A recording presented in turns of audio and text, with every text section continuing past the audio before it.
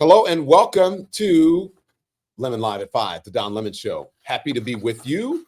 Where are you streaming from?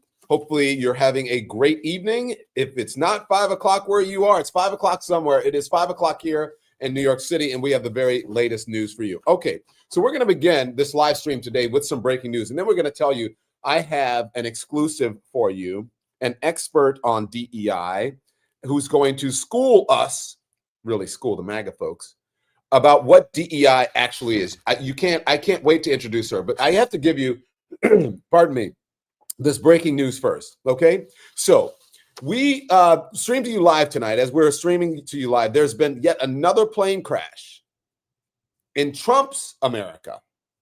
And we're gonna break down the stats for you to see just who is safest and who actually had the best people in place, because that's what they keep saying. This afternoon, a fighter jet crashed into the San Diego harbor. The two pilots on board ejected just before impact. Both pilots, fortunately, were rescued, and right now they are in stable condition. We are happy for them. Now, guess what? It is just the beginning of the year. It is February, right? We just left January. We're in the beginning of February, and this is now the sixth plane or jet crash in Trump's little more than 3 weeks in office. Two of those crashes involved military aircraft. What's going on? What is going on? Does it have something to do with Donald Trump firing the heads of the TSA and the Coast Guard? Does it have something to do with him gutting the FAA or freezing the hiring of air traffic controllers? Are they in a very bad way effing around and finding out that they need folks that they're trying to get rid of? Or as Trump would have you believe, this is all DEI. All of a sudden, it's DEI. And if it is, wasn't the sky falling? Why wasn't the sky falling while Joe Biden was president? If it was all DEI and Joe Biden's administration was, if they were hiring unqualified people, because that's not actually what it means. But according to their definition, MAGA's definition, it's unqualified people, usually unqualified people of color or women who are getting jobs that white men should have. So then what's going on? Interesting. So to discuss all of this and the broader attack on DEI, a very special guest, and as I say, an exclusive, Dr. Alaysia Black Hackett, aka Dr. Lacey, is a CEO of ABH Solutions, and she was the Biden Labor Department's Chief Diversity and Equity Officer. I'm so glad to have you here to help us get through all of this. Thank you, Dr. Lacey, for joining us. How are you?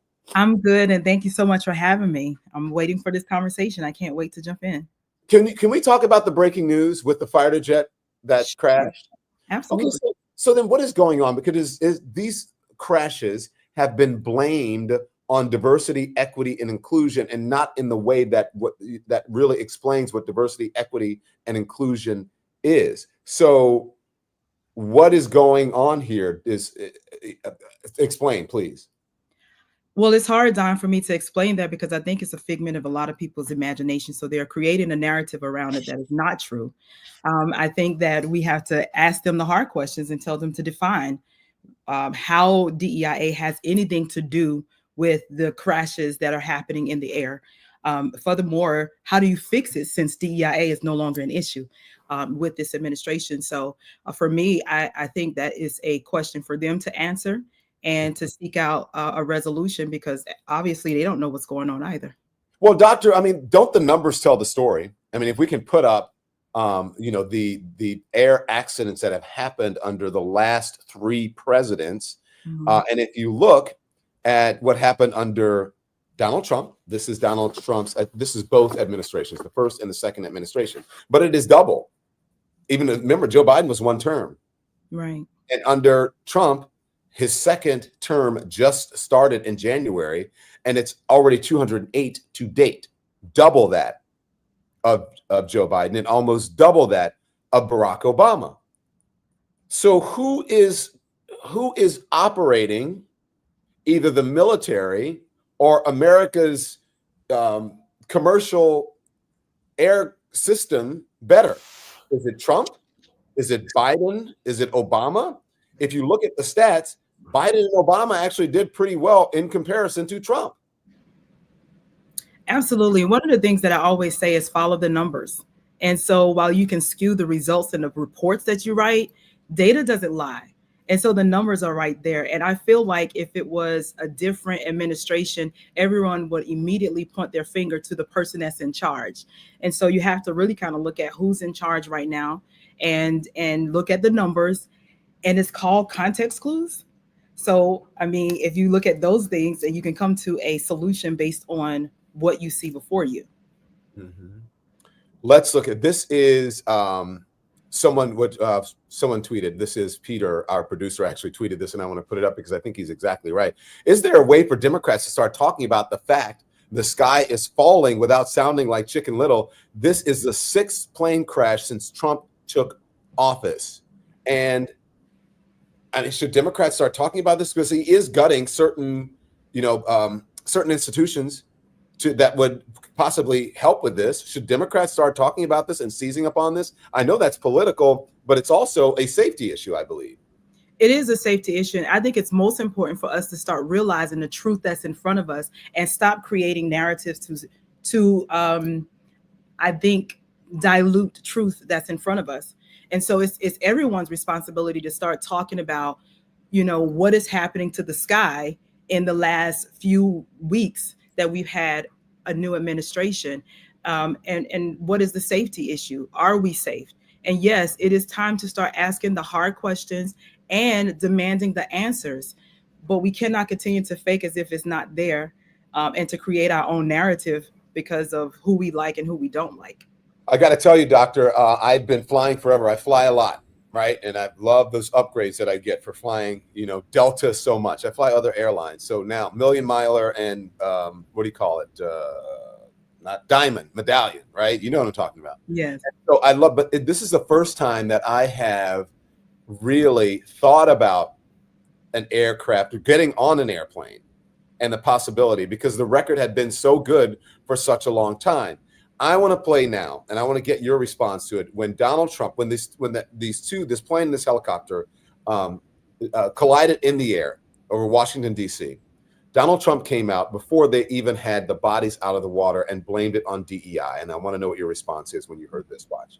Today, blamed the diversity elements, but then told us that you weren't sure that the controllers made any mistake. You then said perhaps the helicopter pilots were the ones who made the mistake. It's all under investigation. I understand that. That's why I'm trying to figure out how you can come to the conclusion right now that diversity had something to do with this crash. Because I have common sense, okay? And unfortunately, a lot of people don't. We want brilliant people doing this. This is a major chess game at the highest level. When you have 60 planes coming in during a short period of time, and they're all coming in different directions, and you're dealing with very high-level computer work and very complex computers. And one of the other things I will tell you is that the systems that were built, I was going to rebuild the entire system, and we had an election. So when you heard that, what did you think?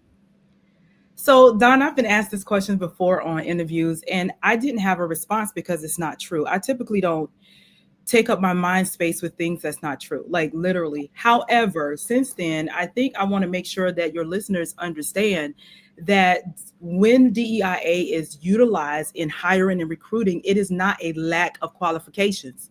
So the idea that someone is not capable or more than capable because of their demographical group is almost insane. And for me, it's more important to get facts and not utilize sound bites so that you can get a reaction. And that's what it seems like is happening, is just to get sound bites for people to react. But for me, you have to look again at the data and the facts. To be honest, DEIA is simply, when we talk about the recruitment and hiring, is simply casting a wider net for our recruitment and our hiring and bringing more people into the federal workspaces so that we can mirror the American people. So why would you have, only one demographical group when we're a diverse nation? So for me, I didn't respond at first But for me, I believe that it's just a soundbite to get a response. Yeah. I mean, again, I love it that you're here and that you worked in the Biden administration, right? I did. Worked in the Labor Department, was the Biden Labor Department's Chief Diversity and Equity Officer. The Okay. inaugural, first of its kind. I'm sorry? The inaugural Chief Diversity Equity. I was the first of its kind. And it looks like the skies and everything else, every other department did pretty well under Joe Biden. It looks like they're doing better under Joe Biden than they did under Donald Trump. Another one, when he was asked again about evidence, that one he said, because it's common sense. It's not quite common sense. I have a couple things that I want to talk about this, but here is another time that he is blaming DEI, this crash on DEI. Here it is. On DEI and the claims that you've made, are you saying this crash was somehow caused and the result of diversity hiring? And what evidence have you seen to support these claims? It just could have been. We have a high standard. We've had a much higher standard than anybody else. And there are things where you have to go by brain power. You have to go by psychological quality. And psychological quality is a very important element of it. These are various very powerful tests that we put to use, and they were terminated by Biden. Then he goes on. And Biden. Okay, by the way, was it terminated by Biden? Any of the stuff that he's talking about?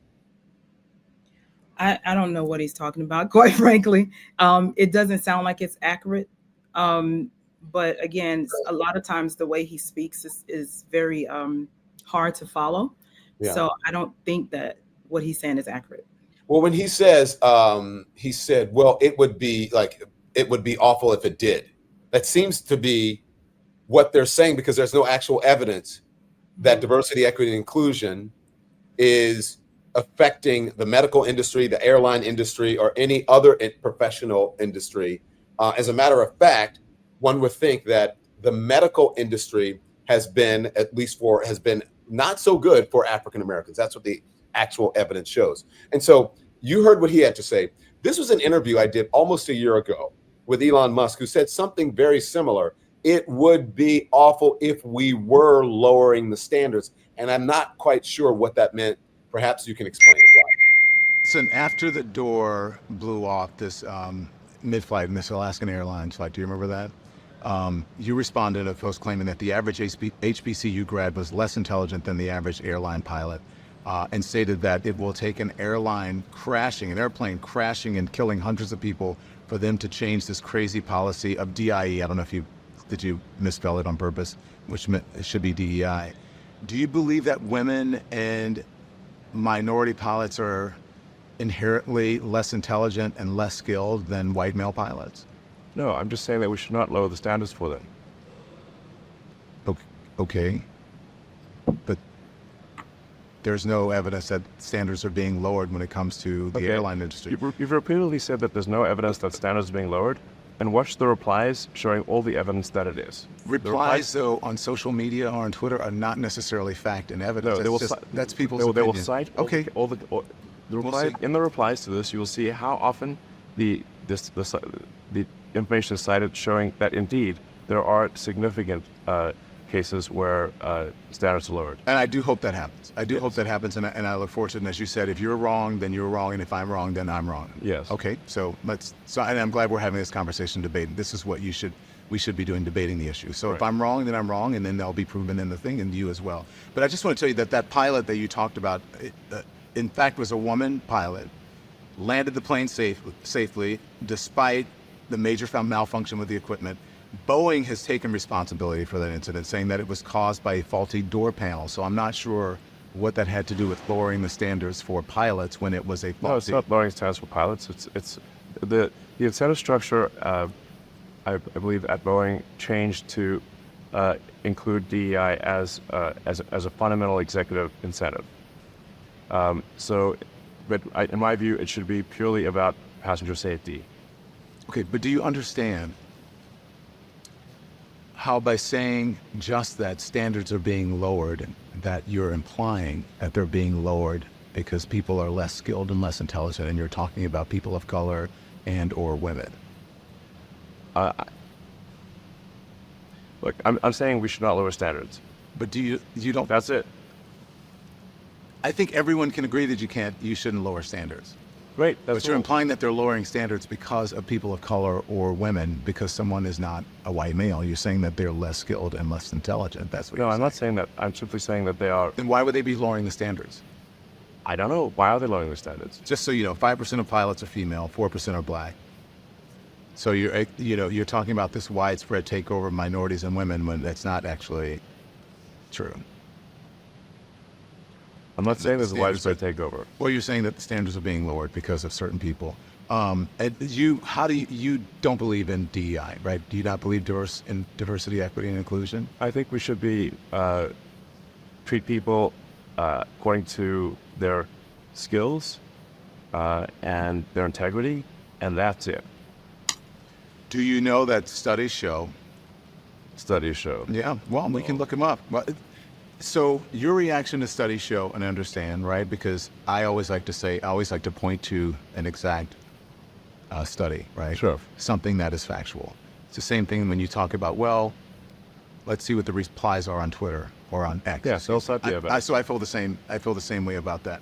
But this is what studies have shown, and people will reply and they'll say that companies with more diversity and their leadership teams have reported higher innovation rates than those with lower diversity or low diversity, and they're better companies and they make more money. This whole idea about DEI, if you go woke or whatever, you go broke, that's not necessarily true. People with diverse leadership teams and diverse workers make more money and more innovative. Like I said, my view is that the only basis for promoting somebody should be their skills, talents, and their integrity, and that's it. Wow. So, and look, I had been off television for a year, so I was rusty doing interviews. But what did you think? So first of all, let me just put this out here. I love how you were reading those receipts. And even seeing your frustration, you took a deep breath, like, how can I explain this even simpler, right? My immediate response, like, I'm sitting here kind of chuckling to myself. First of all, it's this idea, and I'm not a psychiatrist or psychologist, but I had to take those courses in general education, like most people with a college degree. It's this idea of suggestive psychology, to try to put in folks' mind this absurd ideology that DEIA somehow means you are less qualified. But here's what I want to say in response is, whatever he is saying to me is actually one of the challenges that we have with unconscious and conscious bias. And this idea that minorities or people of color are intellectually deficient, that is what you call discrimination. That is what you call racist. And so for me, I'm a little bit appalled, but it's not a surprise. Here's the fact. Most people of color and Black people have had to do better and do more to get just on the same playing field as most people who are non-white. And so it takes us learning, we can't just have a bachelor's degree and be super successful. We have to go on to get the master's degree. And matter of fact, the most educated demographic group in this country is that of a Black woman. And so for me, when you talk about qualifications and integrity, I think you should turn a mirror and just have them talk to themselves. Because for me, I'm having a lot of questions here about the integrity and the ethical, moral standard of what they're stating. And again, trying to pin DEIA is equal to Black people or Black communities. And that's far from what diversity, equity, inclusion, and accessibility is, and what we did in the Biden-Harris administration. So I don't know, do you know who Mehdi Hassan, formerly with MSNBC, Mehdi tweeted out today, let's see, Zateo is his platform now. Mehdi tweeted out, let me get, I'm a little bit behind because I'm watching other things. Mehdi said, so why on earth, it says, me in The Guardian today on DEIs as a new N-word for the right. So why on earth is our liberal media credulously giving Republicans the benefit of the doubt on this? Treating this obsession with DEI as anything other than what it is. Anti-Black racism, the new N-word, a three-letter slur that seeks to, once again, mainstream bigotry and discrimination in the United States. DEI halftime show, tweeted the far-right influencer Jack Posobiec during the Super Bowl on Sunday night. Now, He is saying it is the new N-word. I also had that conversation a couple weeks ago with Van Lathan from the Higher Learning podcast. Here's what Van had to say about that. Right. The N-word as a slur has existed to dehumanize Black people for a long time. And there's been a definition that signals not a person, not a human being, which is the reason why TikTok. it still stirs up the emotions that it does. About this shit. The DEI thing now is associating Black people with cataclysm in a way that I'm not sure even the N-word did. Meaning, if there is a fire and there is a Black person in the office that's supposed to deal with the fire, it's because that Black person is there. The moment that this unspeakable tragedy happens in DC, we start finding a way to blame DEI. Okay, let's make sure, or let's see if anybody piloting any of these planes or in the control tower was not a straight white male, which means that was the reason that this happened.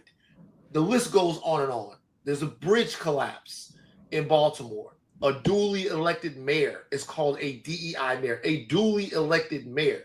So what DEI, or the term DEI, or the weaponization, the bastardization of the term DEI, what it does is it says all of society's problems are because this group of people, heavily associated with Black people, as we've seen it used, but also gay people, trans people, women, and anyone of the like. Doctor, is DEI the new N-word?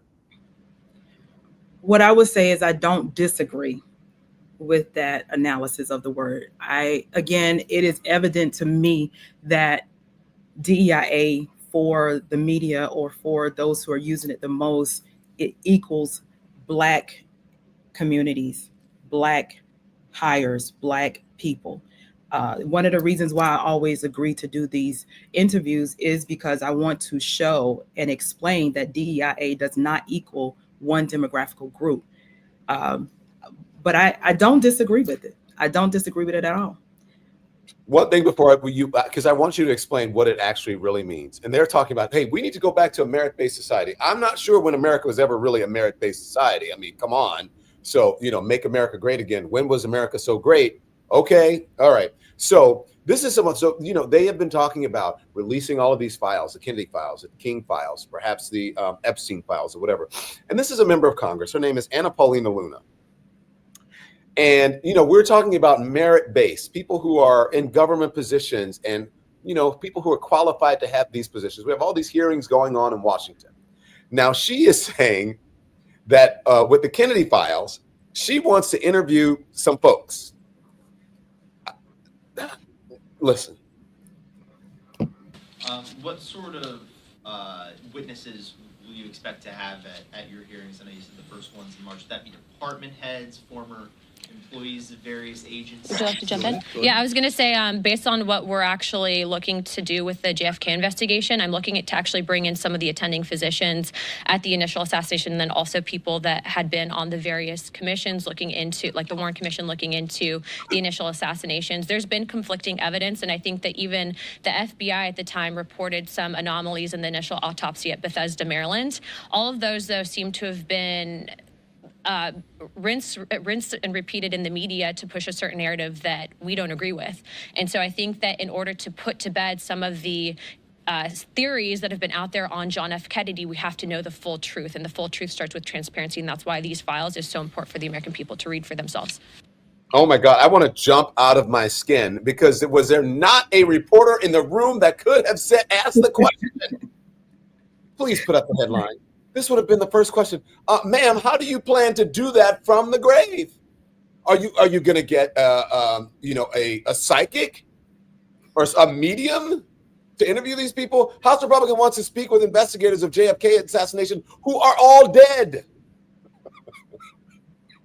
I guess they're going to do like King Saul did in the Holy Bible and go get the person to pull the prophet up from the grave, huh?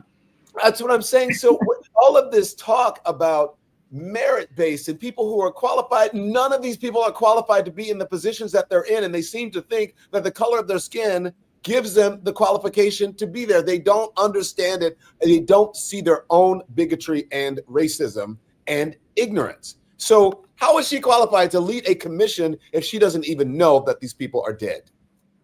Right. And sadly, this is not a joke. Sadly, this is the reality. And again, most people are looking for a sound bite so that it can tickle their ears, and it again supports what they already believe. This is what we've combated for so many years. And to me, it's evident. Like, stop listening just for a soundbite and listen for truth for just a moment. And then you will understand and hear exactly what we, again, have been combating, this ideology. And then, yes, I'm looking at your people communicating to dismantle education, knowing that we have, this lack of context clues and understanding, the unintended consequences of saying things like this. Yeah. Okay. So listen, now explain to us, please, Dr. Lacey, exactly what diversity, equity, inclusion, what it really means. It's DEIA, what it really means, who it helps. Because our understanding that people have been telling us, according to the experts that we have seen, and some that we've had on, have said that white women are a big beneficiary, that Latino people are a big beneficiary, veterans are a big beneficiary, pregnant women, disabled people. Please explain to the audience once and for all what DEIA actually means and who it helps. Sure. And this is going to be surface level. But DEIA, of course, diversity could be diversity of thought, diversity of gender, diversity of race, ethnicity, could be diversity of religion. So that's what D is. E is equity. In previous lifetimes, we did equal but separate, right? And so when you think about equality, you had the separate but equal, but that doesn't mean that everything was equal. So equity is everyone does not need the same cookie cut ideologies or the same needs in order to have an opportunity for success in this country. So for instance, I'm sure if you go to Google, or I don't know if we're Googling anymore, but if you go to any type of web browser and put in the browser DEIA picture, you will see a picture of 4 or 5 individuals looking over a fence, and one person is in a wheelchair, someone else is short. Well, everybody gets the same size stepping stool. That's equality. But when we say equity, the person in the wheelchair cannot step on the stepping stool. So we have to accommodate them. So equity means making sure that everyone has a chance, a fair chance at opportunities to be successful in this country. Inclusivity is the I. This country, from the onset, from the beginning, the inception of our country, the Constitution was written with one demographical group in mind, and that was the white male. They were the only ones in the group signing the Constitution and making those laws. What we have with inclusivity is to bring everyone to the table, because we are dealing with a system that was exclusive from the beginning. It did not want to include Black people. It did not want to include women. It didn't want to include those with a disability. So inclusivity is bring everyone to the table and allow them to be a part of the conversation, not just inviting me to the party after you've planned it. Maybe I want to attend the party, right? So that's the I. And then the A is, again, accessibility and ensuring accommodations for those who have disabilities. Now, within the Biden-Harris administration, specifically with me at the Department of Labor, what we did, DEIA, was not just the recruitment and the hiring of diverse workers and employees. What we wanted to do was ensure that the federal workforce, through Executive Order 14035, that workforce looked like the American people we were serving. Statistics show us that when you're serving people, they want to trust in those who are providing these services. And so how better to help our communities, our nation, than to ensure that we have a diverse employee roster, and it brings in a different lens, it brings in a different leverage. And so we ensure that we are looking like and mirroring what our country is. But there was a second part of that, which was the other executive order, 14091, and that was to ensure socioeconomic equity in all communities. And so you will find words like marginalized community, underrepresented community, under-resourced communities. And those are the places where we wanted to ensure that those American dollars that they're looking at and have their sticky fingers in right now, the American dollars are reaching the neighborhoods that need them the most. And so if we have support services and resources, and we have an issue, we need to make sure that those resources find those communities who are most impacted by the lack of resources. Everything we did in the Biden-Harris administration was data-driven. We had to have evidence to support anything that we were addressing, any barriers that we saw, anything that we were addressing. We could not just make a decision. Matter of fact, there were internal counselors to say to us or say to me, Alaysia, this may cause there to be some type of lawsuit. Let's make sure that this is legal. Everything we did supported, pointing to the direction for the need. For instance, with the Labor Department, unemployment was at the most high when the Biden administration came in. And so what we did was look at the statistics to show us where is unemployment the highest.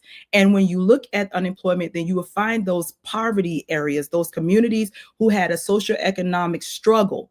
What we did in the Department of Labor is ensure that we provided registered apprenticeship programs, which are skill building career programs, to allow those individuals to have a chance and a career pathway for good paying, sustainable jobs. Let me ask you this. What happens when someone comes in or a group of people come in and they start stripping away agencies like USAID or the diversity, equity, and inclusion facets of different agencies or the government, or they start taking this away? You can't just get them back, or the Department of Education. You can't just get them back, right? You can't just go in and say, okay, we're going to just you can't do it. It's Right. a law. Yeah. That Yeah. doesn't. Yeah, it first of all, I continue to say that there are unintended consequences of individuals not having a clear understanding of what DEIA is and what DEIA is not. The narrative that is being promoted around is because the people who are talking the loudest are the ones most heard. And you are absolutely correct. To dismantle these programs will render unintended consequences that will take some time to rebuild them. So my hope, my suggestion is that everyone take a moment to read the initiatives, the DEIA initiatives, the policies and procedures that were put into place. It was put into place to help the American people. And here's what I know for sure, that most of individuals who reside in the United States of America, most people come under one of those categories in DEIA. Literally. And to be honest, the Black community was probably the one that least benefited from the programs and the initiatives that we did, as much as we tried, but there was so much pushback, right? But I'm telling you, the work that we did impacted so many communities. For instance, with broadband, you have to understand that broadband was an issue we learned about with COVID-19. Well, with the bipartisan infrastructure law, there was a lot of money, a significant amount of money that was placed into creating rural broadband, Wi-Fi for those communities. That's red states that did not have broadband, did not have access. And that's red states. That is Trump supporting white folks. Those are marginalized communities. So they're part of the category. Oh my gosh. Doctor, I'm so glad that you were here. Thank you so much. Thank you Dr. for having Lacey. I feel educated now. Yes. And I'm sorry for coughing and sneezing and blowing my nose in right in front of you. So thank you. We're all human. Thank you for having me, and thank you for elevating the conversation. I really believe it's important to bring an understanding of what DEIA is and what it is not, and how it has positively impacted our communities across the board. Really learn about it, because the unintended consequences will be felt abroad. And sometimes people have to mess around and find out. I don't want that to happen, but just maybe. FAFO. If she won't say it, I will. Dr. Alaysia Black Hackett, aka Dr. Lacey, CEO of ABH Solutions, and she was the Biden Labor Department's Chief Diversity and Equity Officer. We appreciate it. You be well, and we'll see you back here soon. Okay. Thank you so much. You get well. Thank you very much. Now I want to get to some breaking news that's happening right now while we are streaming live. Okay. This is a breaking news coming from Washington, D.C. Pam Bondi, Pam Bondi is the new Attorney General, right? She is saying that the Department of Justice has filed charges against the state of New York, Kathy Hochul, Letitia James, and Mark Schroeder. They have that case against Donald Trump. That is a state case, and it won't go away. He can't pardon himself. He can't force the Justice Department to drop the charges. So now they are suing. Do we have the soundbite? Let's play it. Pam Bondi. In the West Wing swearing in Tulsi Gabbard. And so I just come straight back here. So thanks for being patient with us with the delay. We're here today because we have filed charges against the state of New York. We have filed charges against Kathy Hochul. We have filed charges against Letitia James and Mark Schroeder, who is with DMV. This is a new DOJ, and we are taking steps to protect Americans, American citizens, and angel moms, like the mom standing right behind me, who you're going to hear from in a moment. I was in the West.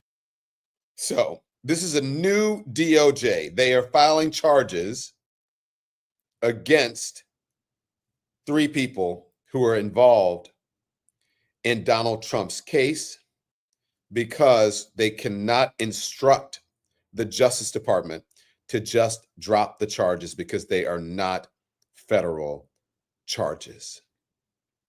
I wonder what Letitia James' response is going to be to that.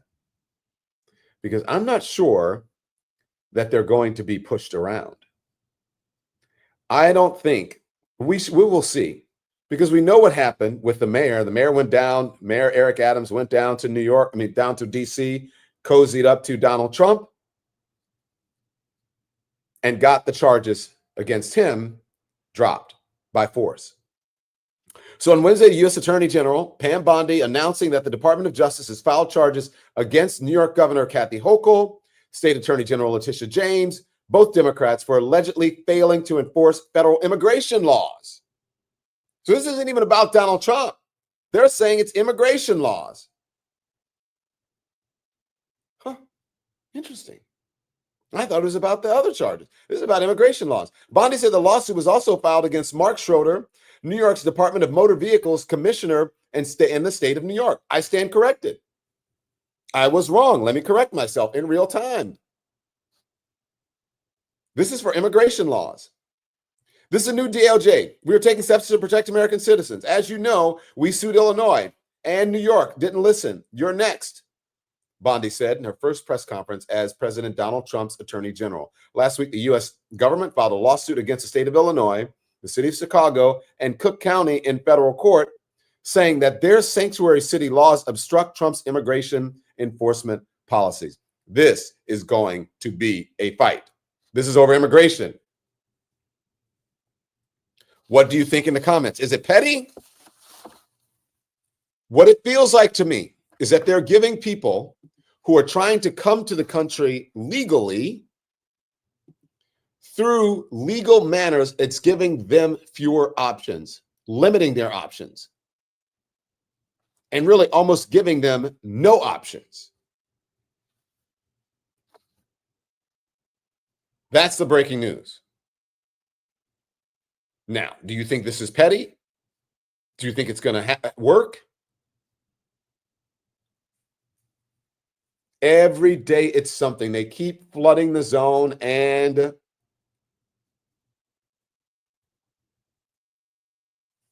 throwing bullshit against the wall. And what are you doing? What repercussions do you have? How about helping people just say, hey, you know what? New York, I lived there for a long time. It's a great city. It's a great state. It may not be the state that they may not have voted for me overwhelmingly. They did, more so than last time. And we want to help them with their immigration problem because legally they are a sanctuary city. There are many cities around the country who are struggling to take in all of these people. They don't have the resources or the infrastructure to be able to house all of these folks. And we want to make sure that we get it right and that we help everyone. And we want to do it in a humane way. No, we're suing them. For what? What good is a lawsuit going to do? What is it going to do? So this is connected actually to Eric Adams because it said, remember the Eric Adams thing where they said, that they instructed him to drop the charges because he was dealing with them. Tell me if I'm wrong, producers, or you can tell me in the comments that he could not address the immigration problem sufficiently. Therefore, the charges must be dropped. See what I'm saying? Doesn't catch to everything. That's why they did it. They did it so that they could have the mayor on their side. They did it so that they could have a narrative. I mean, it is a scheme everywhere you look with this administration. Did they not say that? Didn't they say that in the filing, in the reporting of Eric Adams? Charges should be dropped. We instructed him to drop the charges because he could not sufficiently deal with the immigration problem because he was dealing with all of the charges against him. You guys don't fall for the okie doke. This is retribution. This is revenge on blue cities. Now let's see if they go to some of these red cities or some of these cities that are in red states. Someone said Adams sold them out. Who said that? I don't know if that's true, but that's someone's opinion. Someone in the chat said Adams sold them out. Perhaps they wanted to get information from Adams. Maybe Adams they're trying to turn him. They're trying to make him into a witness.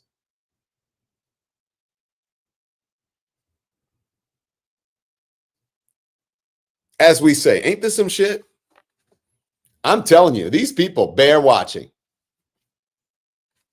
My brother-in-law loves to say that. Hey, you see that person you work with? I'm like, yes, she bears watching. And you know what I mean when they say that. Do you know what I mean when they say, hey, see that person? He bears watching. Meaning, don't turn your back. Because they smile in your face all the time. They want to take your place. The backstabbers. You know, Adams was always a Republican. That's why I didn't vote for him, says Kenya G. We're going to continue to follow the breaking news. Producers, if you get any more information on the breaking news, please bring it to me. And I want to know what you have to say in the comments. And I'm going to read some of your comments today because I love reading your comments. And I am sick as a dog, as you can tell. I am sneezing and blowing my nose all over the place and coughing and muting the microphone. But guess what? I'm here to work. I'm a workhorse. You're never going to work harder than me. I know that's right. For all those people who are like, he's an affirmative action hire. How old is he? 25. I'm like, thank you. You think I look young? I was 40 some years old. People thought I was 20. They hired him. CNN hired him because they needed a black person and blah, blah, blah, blah, blah. I'm like, man, I've worked all over the country for decades. Don't get it twisted. You're never going to outwork me. So you saw what happened with Anna Paulina Luna. You saw what happened there with Pam Bondi, right? You saw what happened. Yeah, Pam Bondi, she bears watching. This administration bears watching. Trump created indebtedness in Adams. Oldest trick in the book, says Duane Bledsoe. Boy, you can't trust nobody these days, can you? Come on now, y'all. Talk to me.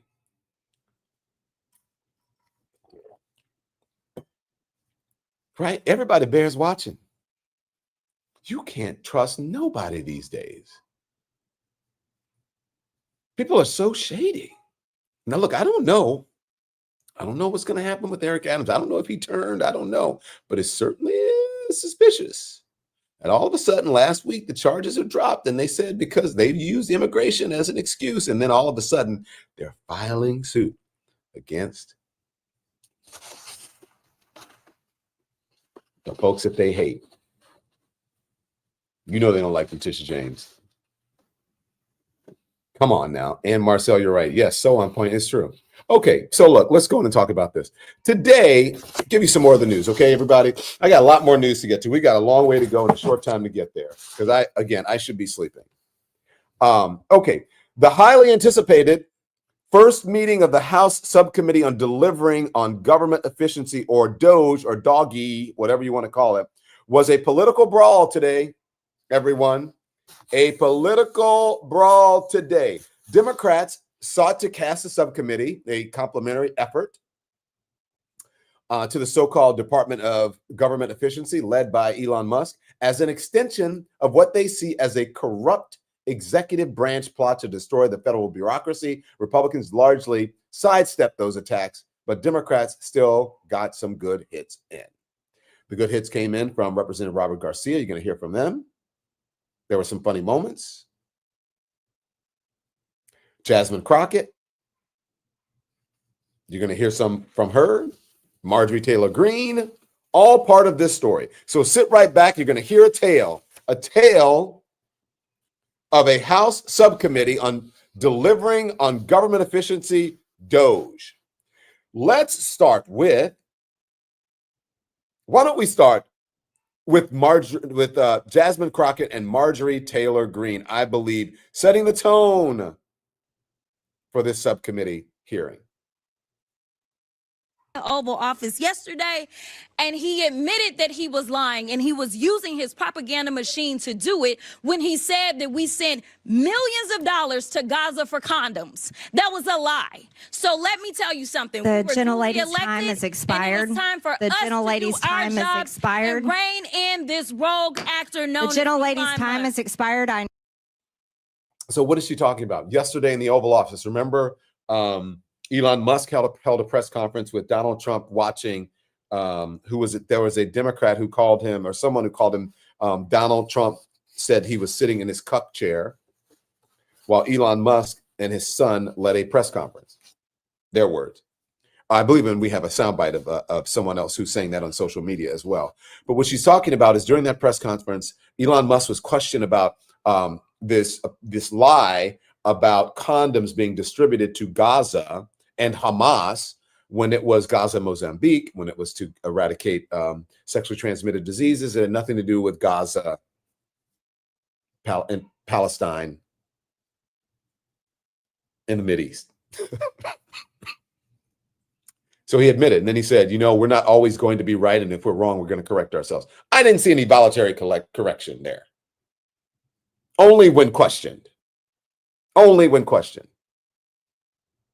Well, you know what? As we know with Jasmine Crockett, she doesn't give up. She's the kind of energy that Democrats need going into this administration. Here she is. She kept up the fire and pushing this committee to get to the bottom of things. Here she is again. Because for whatever reason, we had a guy that went in, and you talk about people invading our data. Listen, people said that they were upset about TikTok, but I'm upset about the guy that runs Twitter, who for sure is doing nefarious things, because I don't understand, if you are trying to conduct audits and figure out where the waste, fraud, and abuse is, I don't know why you would go to some tech guy. In fact, it was only techies that were sitting there at inauguration. We didn't have auditors. I would welcome auditors to come in and do forensic audits. In fact, he sat there in the Oval Office yesterday and he admitted that he was lying and he was using his propaganda machine to do it when he said that we sent millions of dollars to Gaza for condoms. There it is. That's again the repeat of what she said. She's saying basically it's a lie. Now,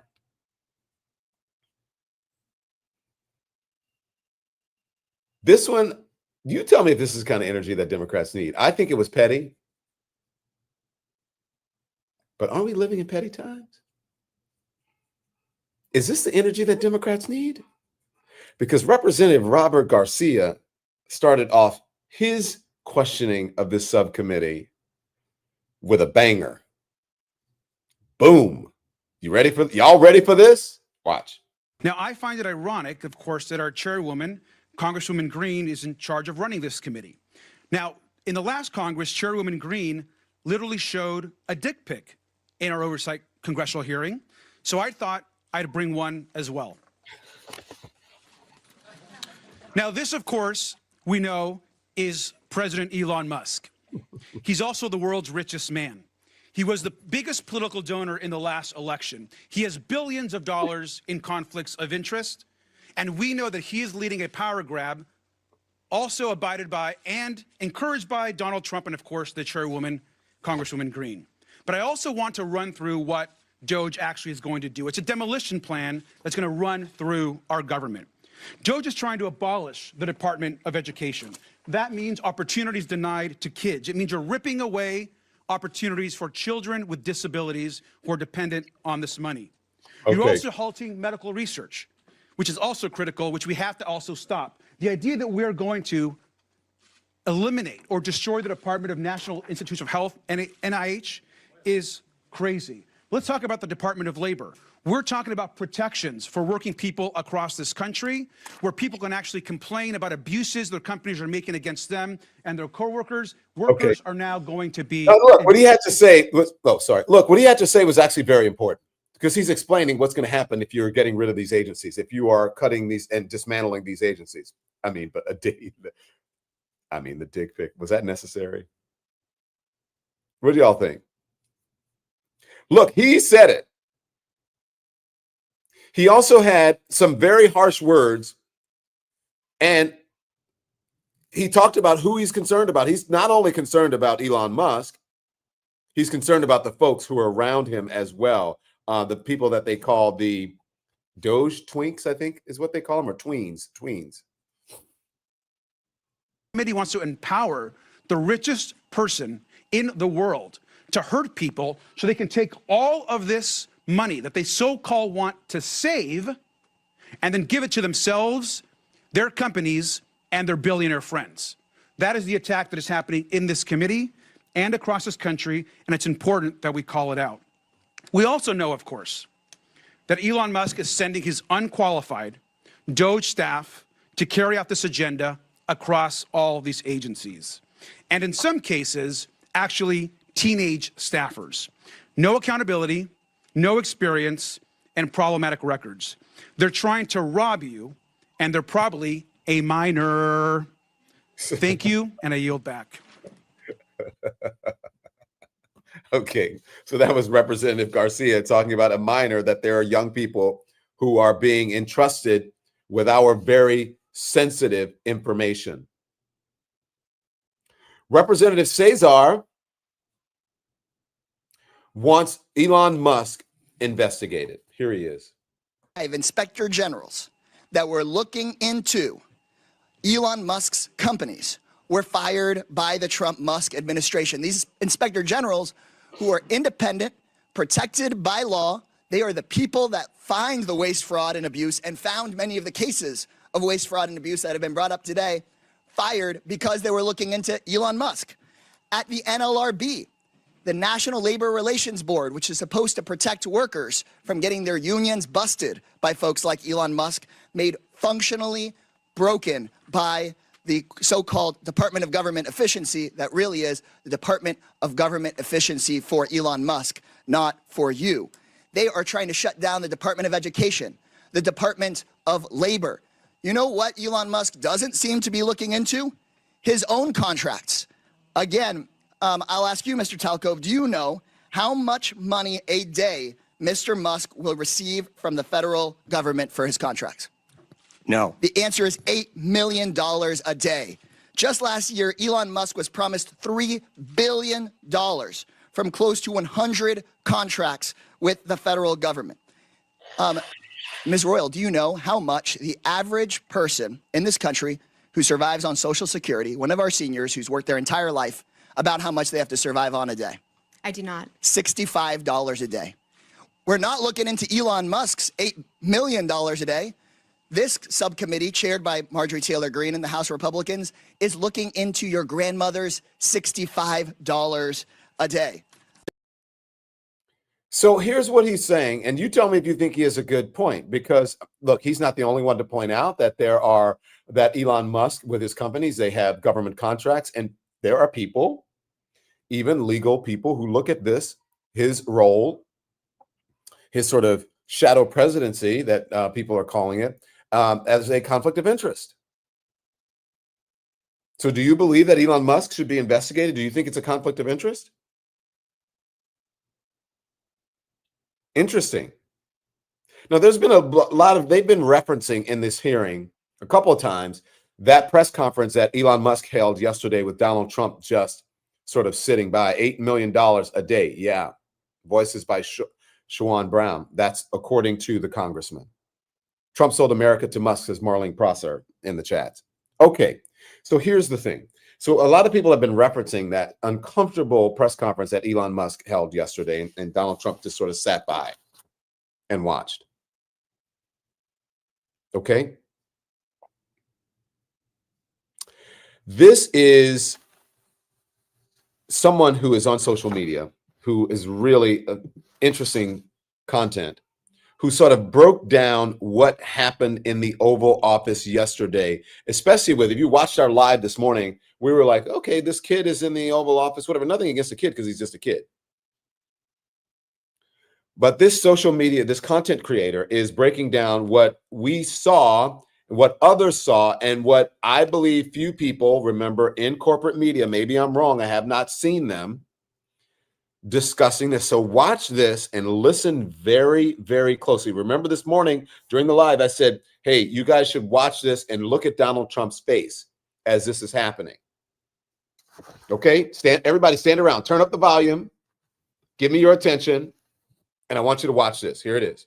I wasn't even going to post on this, and then I saw some clips that changed my mind, and I'll show you those in a moment. But first, Elon Musk yesterday, along with his son, Little X, held a press conference in the Oval Office to discuss what Doge is doing, all while Donald Trump watched on silently from his cuck chair. And in the aftermath, one of Elon's fanboys shared this tweet that Elon reposted. It says, history repeats itself, and it shows two images. The first image is a pretty iconic image of JFK Jr. playing underneath his dad's desk while he worked in the Oval Office. And the second is Little X seemingly bored out of his mind, crawling around on the floor while Donald Trump pontificates about what he liked watching from said cuck chair. But I can point out at least one glaring difference between these two situations. JFK Jr., as I recall, never had criticisms of his father while the press was there.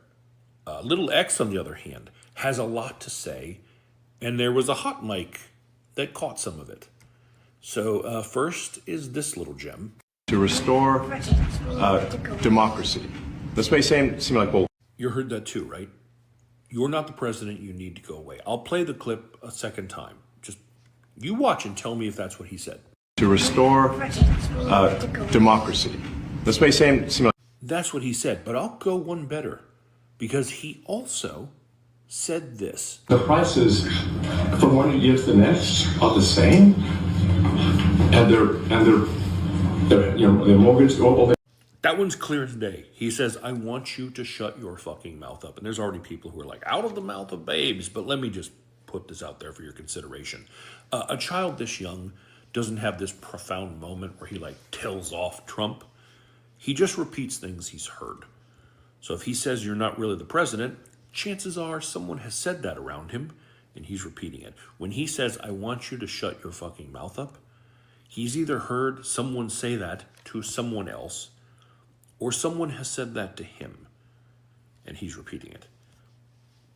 Either scenario is pretty disturbing. But perhaps the question we should be asking is the same one that Shea Jordan Smith asked on Twitter, which is, why the fuck is Elon Musk doing press briefings in the White House from the Oval Office? He is not an elected official. Why is he holding court in the Oval Office? Nothing about this is normal or good. Okay, now look, I'm not a lip reader. Did you guys think that he said that? Again, that's that guy's reporting. But I did notice, I don't know if you noticed Donald Trump's face. Now, you guys are saying facts, 100%, agreed.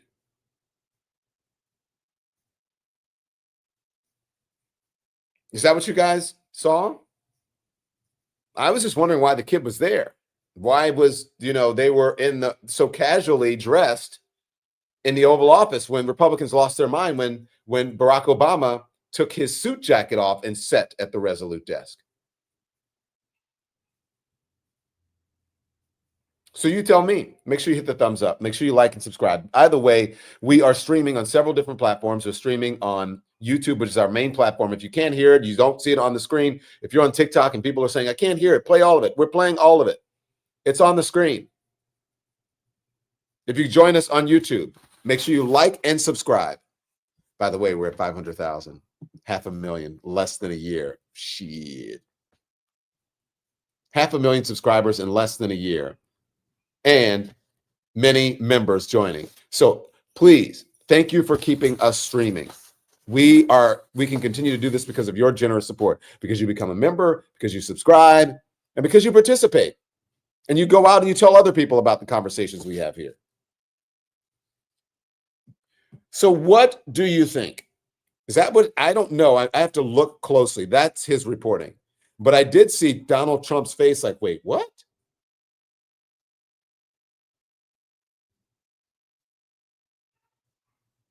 Because you know kids repeat things. You can't say anything around a child because they repeat it. You guys know that. You guys know that.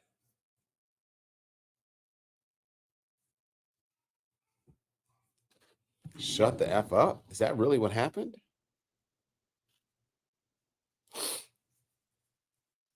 So look, you saw what happened in those hearings. This is the energy that happened in those hearings that the voters now, especially Democrats, want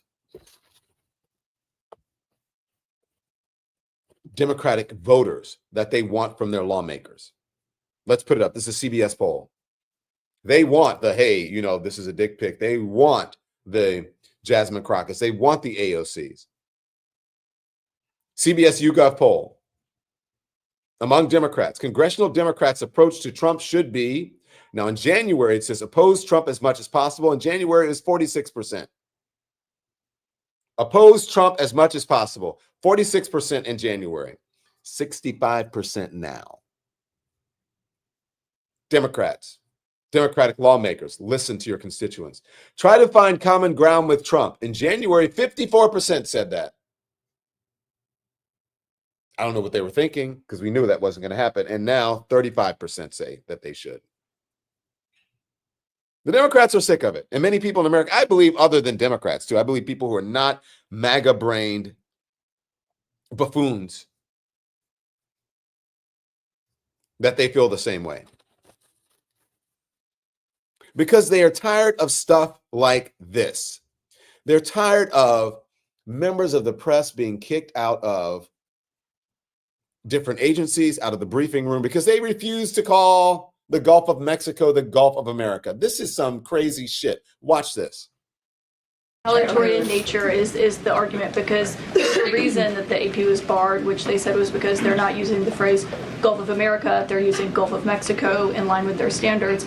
And so the question here is this setting a precedent that this White House will retaliate against reporters who don't use the language that you guys believe reporters should use? And how does that align with the First Amendment commitment that you were just talking about? I was very upfront in my briefing on day one that if we feel that there are lies being pushed by outlets in this room, we are going to hold those lies accountable. And it is a fact that the body of water off the coast of Louisiana is called the Gulf of America. And I'm not sure why news outlets don't want to call it that, but that is what it is. The Secretary of Interior has made that the official designation in the geographical identification name server. And Apple has recognized that. Google has recognized that. Pretty much every other outlet in this room has recognized that body of water as the Gulf of America. And it's very important to this administration that we get that right, not just for people here at home, but also for the rest of the world.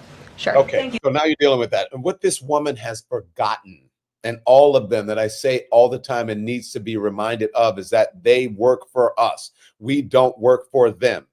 And so the folks in that room just say, wait a minute. The Associated Press has a style book that has more to do than with what Google says or what Apple says. It also is a historical record, what the historical record says. You can't just go in and say, I'm changing the name of the United States to United Territories. The AP probably would not, the AP would not call it the United Territories. They would say it is historically called the United States, and according to our style book, that is what we're calling it. And other news agencies usually follow the Associated Press because they usually set the precedent, or they can take their own and say, CNN can say, our style book, according to CNN style, we've always referred to this body of water as the Gulf of Mexico, and we will continue to do so. It is their right to be able to do it. It is not a lie. And someone needs to explain that to her. Perhaps if she had some experience doing this, she would understand. It's never going to be the Gulf of America. Because as soon as Donald Trump is out of office, they're going to change it back and people are going to laugh. They're already laughing at it. This is just something that they're throwing out to distract you. Do not fall for the okie doke. I don't care what they call it. But I do care how they treat the journalists in that room. And I do care that the journalists are not pushing back on them and not educating her in real time. Whoa, whoa, whoa, whoa, whoa, whoa. Before you go, I have a follow-up. Stand by. I deserve a follow-up. Don't just go to the next person. I want to know, according to the AP style book, they can call it historically whatever they want. Don't you understand that? That's how journalistic organizations work. It's the same thing with agencies of reference, but the encyclopedia, it works that way. They go by their own precedent and historical references, not what Apple does or Google does or what anybody else does. Do you not understand that? But nobody did it. I don't know what the hell's going on. And listen, almost every single scholar, legal scholar that I have spoken to, every single legal scholar that I have read, every single legal scholar that I have seen somewhere talking about this have said that either we're on the verge of a constitutional crisis or we are in a constitutional crisis. But not in the MAGA brain head people. Watch. Now, before I take questions, I would like to address an extremely dishonest narrative that we've seen emerging over the past few days. Many outlets in this room have been fear-mongering the American people into believing there is a constitutional crisis taking place here at the White House. I've been hearing those words a lot lately. But in fact, the real constitutional crisis is taking place within our judicial branch, where district court judges in liberal districts across the country are abusing their power to unilaterally block President Trump's basic executive authority. We believe these judges are acting as judicial activists rather than honest arbiters of the law. And they have issued at least 12 injunctions against this administration in the past 14 days, often without citing any evidence or grounds for their lawsuits. Please pause. This is part. Pause. Wait a minute. Someone is filing a lawsuit and an injunction, taking a legal action against someone with no grounds. Oh my gosh. Donald Trump and the Trump administration would never do that. Oh my gosh. Clutch my pearls. Donald Trump is a king of lawsuits with no evidence to try to stall people. He stalled his way through the presidential election, and look, it worked. So if it worked for him, why shouldn't it work for other people? He set the precedent to become president. So why shouldn't it work for them? What's good for the goose is good for the Donald, don't you think? What's good for the Donald is good for the demos, for the Dems. I hope someone calls her on this and says, wait, do you know how many lawsuits Donald Trump has filed in his personal business and as president of the United States with no actual evidence? Because he knows anybody can file a lawsuit, anybody can set forth a legal action, and it has to wind its way through the courts. And they know that. That's why they are what? Moving fast and breaking things until the legal system can catch up, because the wheels of justice turn slowly. I hope somebody calls her on that. And if not, you guys need to be complaining about the folks sitting there, because there are people who are watching this and they believe her. Keep going. Of a larger concerted effort by Democrat activists and nothing more than the continuation of the weaponization of justice against President Trump. Quick news flash to these liberal judges who are supporting their obstructionist efforts. 77 million Americans voted to elect this president. And each injunction is an abuse of the rule of law and an attempt to thwart the will of the people. As the president clearly stated in the Oval Office yesterday, we will comply with the law in the courts, but we will also continue to seek every legal remedy to ultimately overturn these radical injunctions and ensure President Trump's policies can be enacted. You said that you will comply with the law and the courts, but you are still flouting the judges, defying judges' orders, and you are still dismantling these agencies and getting rid of federal funds, cutting federal funds that the federal judges had told you not to do. Is that complying with the law? Now, I can't watch these things because my blood pressure would go up, because unless I'm in that room, which I've asked to be in that room, they won't let me in there. Unless I'm in that room, my blood pressure will go up because I would be, whoa, whoa, whoa, whoa, whoa, whoa, whoa, whoa, whoa. Excuse me, ma'am. They need to go back. You're right, Monica. Bring back OG journalism. You guys remember Helen Thomas from UPI, right? She would go at it with presidents. Sam Donaldson would go at it with presidents. Sam Acosta would go at it with press. And now you can with press secretaries and with the president. But now you can't do that. Why not? Why not? If you want other people to comply with the law and with judges, shouldn't you be doing the same thing?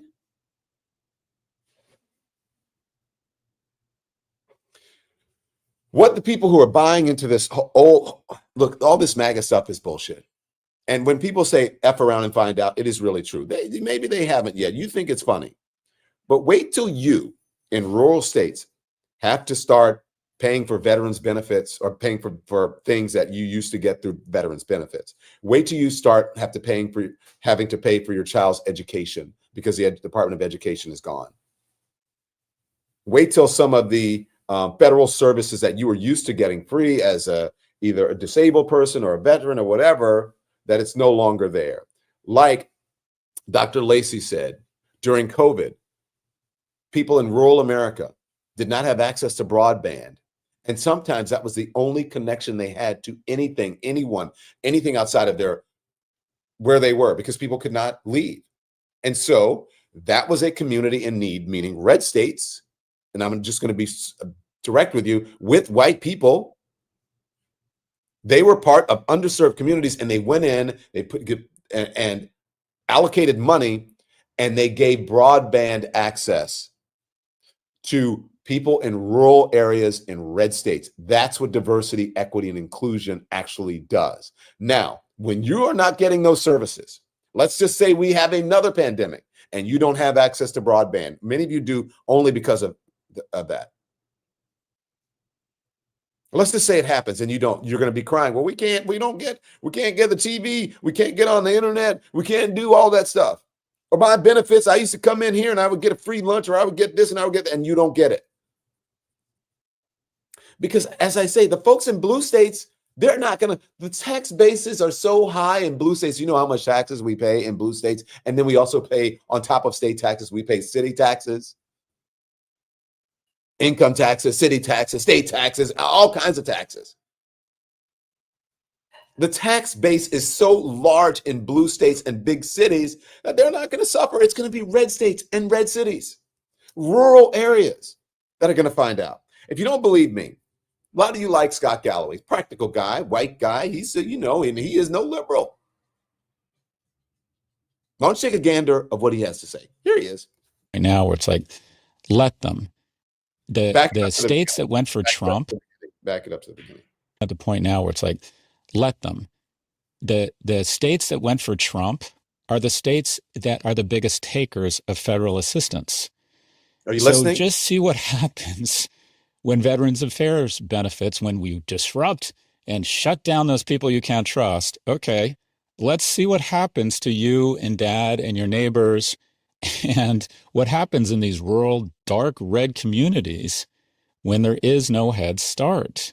See what happens when you shut down DEI and there is no job opportunity for veterans. Like, I'm at the point where it's like, you know what? You broke it, you own it. You're going to get to find out just how quote unquote incompetent government is. You're going to find out that government is a lot more competent than you had originally thought. And you're going to get a very ugly awakening, in my view. And I'm sort of at the point of, all right, it's time. You really want to see what life is like in these red states, the people who are most rabidly for Trump, who tend to be in rural areas, tend to be, quite frankly, have a larger body mass index, are more dependent upon Medicare, are more dependent on government services. The biggest takers from a state perspective are the ones that went hardest towards Trump, which means when these payments and these programs get shut down, they're the beginning. This isn't going to hurt us, Jess. I mean, we're upset about this because I'd like to think we have some fidelity to America and the Constitution and want to pay back based on the prosperity we've recognized because of this incredible system and rule of law and democracy. But quite frankly, this isn't going to really hurt you or me. Our kids aren't in SNAP. We're not getting Veterans Affairs payments. We're not getting Social Security payments, right? We're not dying of malaria in Malawi or wherever, right? This won't affect us. It's just fascinating, though, that the people who I think are about to get the biggest dose of like, wow, be careful what you ask for, are the ones that are most rabidly pro-Trump. So my sense is at this point, as Mel Robbins would say, let them. Have at it. You asked for it, you got it. Toyota. That's definitely the big debate, I think, amongst people who voted the way that we did, that balance between wanting to live in a society that uplifts everybody, which I feel like is so core to the Democratic Party, and then thinking we are never going to have a reversal of these kinds of electoral outcomes unless there is real suffering. And that feels like a terrible place to be. I don't want to be someone that wishes a bad economic outcome on anyone. I would love a world in which everyone can succeed to the utmost. So look, that's great, Jessica, but we're not there anymore. And I'm with Scott. Let them find out, because blue states, you see, are going to be okay. Jamaica Alexander in the chat. Why aren't you a member? I usually don't read comments that are not members, but you have a good comment. So if you want me to read your comment again, you got to become a member. Blue states fund red states. You are 100% correct. Blue states fund red states.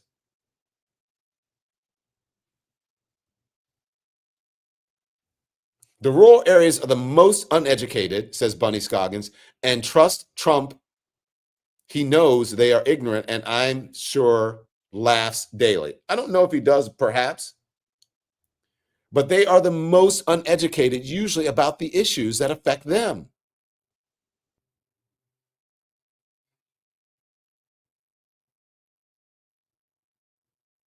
This is a countrywide setback. Don't FAFO. Well, it's going to affect the whole country, but I'm going to tell you that it's going to affect rural and it's going to affect red states and red areas more than it will blue states. That's who it's going to affect. And wait, do you think, you just wait if you don't believe it. If you don't believe it. We will be, Jeanette says, we will be dying from measles or other common things that are back out there. Perhaps, if there's an issue, Jeanette or Jeanette, if there's an issue with vaccines because of the person who's in charge of health and human services, that's what's going to happen. So let me just say this, guys. Did you hit the thumbs up? Did you like? Did you subscribe? Have you hit the hearts on TikTok? We're on TikTok. We're on Facebook. We're on Instagram. I'm talking about the things that we're live on right now. And of course, we're on YouTube. That's our main channel. And that's where you can see everything up on the screen. And that's why we need your support, because we give you the truth. We give you the truth. We're not sitting around going, okay, this is normal. This is what happened today at the whatever. Or we're not fighting with people just to have fights. Okay? We're educating you. Look what we did today. We gave you solid information on what diversity, equity, and inclusion actually is. Not only, we had someone who actually worked in the Biden administration, an exclusive interview to explain to us what's going on, as we had breaking news about another plane falling out of the sky on Donald Trump's watch. And you learned about the hearing with Elon Musk, and you heard what that content creator says. He's listening. He believes the kid said that. That's very interesting to me. Now, I don't know. I got to listen to it more closely. But you guys are saying it's absolutely true.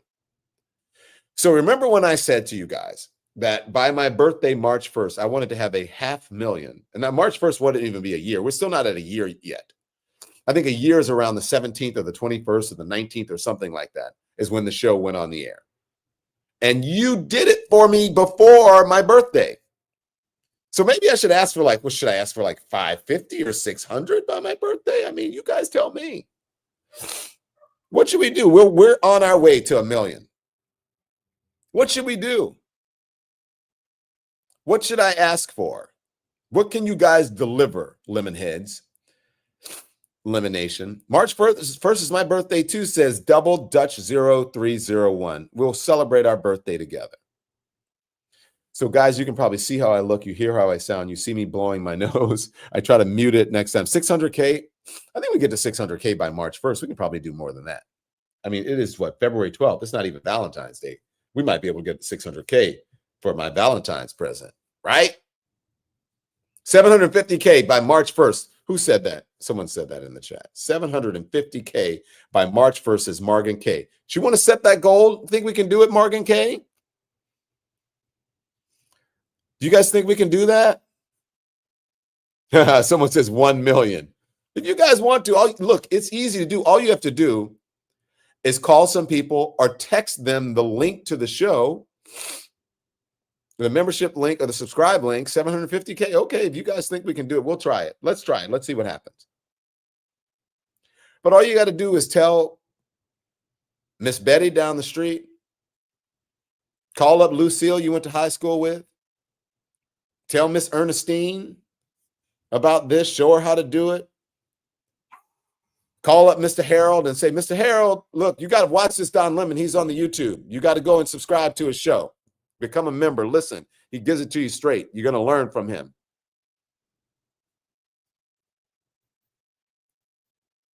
Tell Mr. Percy, say, Mr. Percy, because you know Mr. Percy works at the Home Depot, right? And if you run into Mr. Percy at the Home Depot, he knows what he's talking about. But he's going to talk to you for a long time because Mr. Percy, you know, he's just doing this. He's retired. And so you're going to ask him about a light bulb, and he's going to say, look, he's going to have a whole story for you, but you got to respect Mr. Percy because he's been around for a long time. But he's going to have a conversation like my dad, like Mr. Hollis. My dad could talk your head off, and you'd be like, oh, Lord, Mr. Hollis, I got to go. You know those old names. Miss Betty cannot afford Wi-Fi. Look, Miss Betty has a cell phone. You know Miss Betty has a cell phone. Just go and put the YouTube app on Miss Betty's cell phone and sign her up. Subscriptions are free. You can download the YouTube app for free for Miss Betty. Who said Miss Betty? Miss B. Miss B, you're not a member. Become a member. Miss Betty cannot afford Wi-Fi. You go tell Miss Betty. Go help Miss Ernestine do it. Go help. Give me one of those old names. Percy. Who else is it? Give me an old name. I love those old names. I mean, if I ever have kids, I'm going to name them something like that. Mr. Gillis, Miss Sylvia, Cora Lee, Betty Ann. Someone said, Miss Betty, amen. Who else we got? Larry, thank you. We got Larry. Who said Larry in here? Betty Issa said Larry. Leroy, Wanda Davis. Herschel. You know we had Herschel. Ethel. I have a friend whose mom is named Ethel. Oh my gosh. Wilton Gladys is one. Charlotte B says Ethel. Nora ML says Miss Parker. Says Forrest. Everybody had a Miss Parker. Mary Lou, Claire, Miss Viola, Bertha. Earl is one, Moni Love. You're right about that. Opal is one. My grandmother, Wilhelmina, someone said Bunny Scoggins. That's true. Mildred, Miss Mildred, Deborah Johnson says, of course. My grandmother was named Marie. They would call her Marie, and they would call her, but they wouldn't call her Marie. They call her Marie because she was Miss Marie. Don, Miss Marie passed here the other day. You tell her I said to come by. I made some greens. I want y'all to try them. Sadie Mae, Ellen, y'all give me some men's names. Elijah, Ernest, Merle. You guys are crazy. Let me go and get in bed. I love you guys so much. So I'm serious though. You tell people to sign up. Tell Bernice, tell Bernadette, tell Hezetta, tell Bailey, tell Eugene. Go get them. George. Rufus, sign them up. Tell them subscriptions are free. I love you guys, though, but listen, I'm just having fun with you. Cletus, oh my gosh, Tracy. Cletus, I love that. I love Rufus, Treat, Merle. Lucian. Oh my gosh. Wilbert. Oh, Wilbert. We had some Wilberts growing up. Frank is an old Claude. I'm loving that you guys are Millicent. Oh my God. Luther. Oh, guys, can I show? Hey, producers, if I play music, are we going to get docked? We might get demonetized slightly, but I can always fix it afterwards. So okay, I just want to you guys, I just want to show people that there is nothing new under the sun. And there is no shade in any of this. But I was going through and I was thinking about, I can't even find it, what I'm looking for. But I was thinking about what happened at the Super Bowl and the halftime show. And I was looking through my things and I'm like, you know what? I want to hear this song. I want to hear that. But for some reason, I cannot find it. But I was just thinking that there's nothing new under the sun. Let me see. I think I sent it to my family. When you think, because young people think that they invented everything. I'm going to put this up. And this is because look, I think it's ingenious the way people are doing it.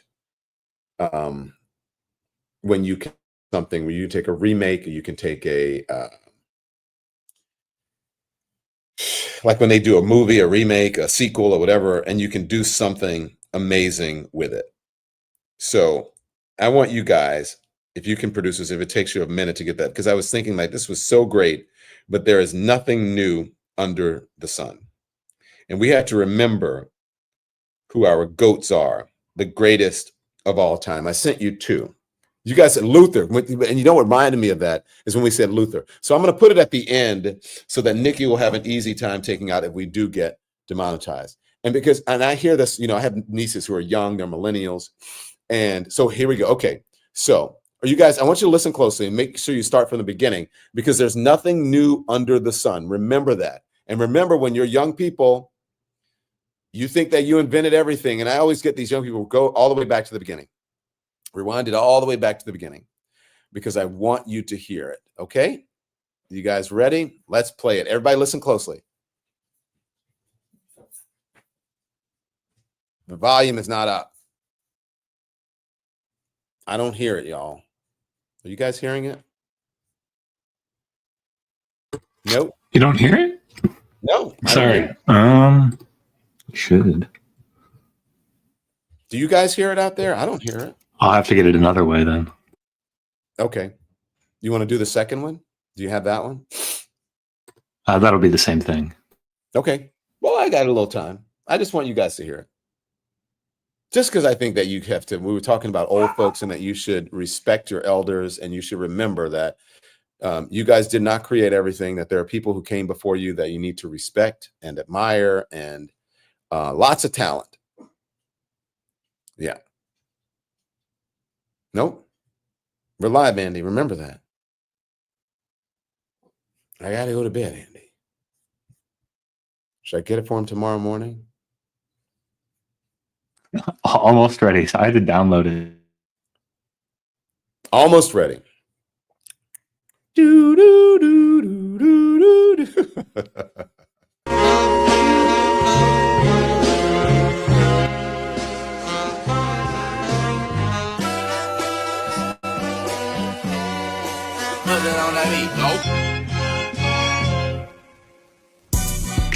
They not like us. They not like us. They not like us. I see dead people. Psst.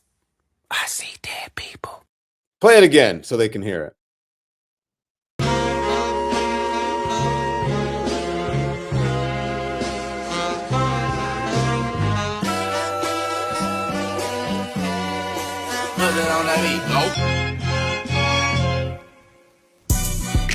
They not like us. They not like us. They not like us. I see dead people. Psst.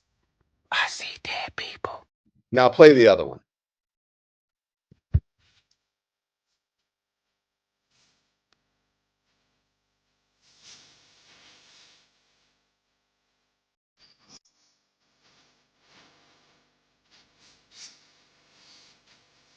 Okay, so here it is. That was the greatest of all time, Luther Vandross. Okay, and so Kendrick Lamar has a song called Luther, and it's this world where mine. He goes, "Ah, na, na, na, na, na, na."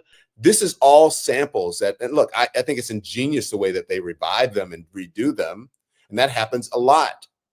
I remember I think I forget what the group was. That was there was a couple of Beyonce songs that did the same thing, right? And then the Beyonce dance from Single Ladies was a very famous choreographer, the same choreography. So look, and people, borrow from artists, but you should remember that, because there's a lot of time when I'm talking to young people and I hear a song, especially with my social media people, I'll hear a song and they'll be like, have you heard that new thing by such and such? And they'll play it. I'm like, where do I know that from? Oh, wait, that was a Marvin Gaye track back in the day. And then I play it for them and they go, oh, wow, I never knew that. I like to educate you. Nothing new under the sun. Respect your elders. And remember, right? You guys know what I'm talking about.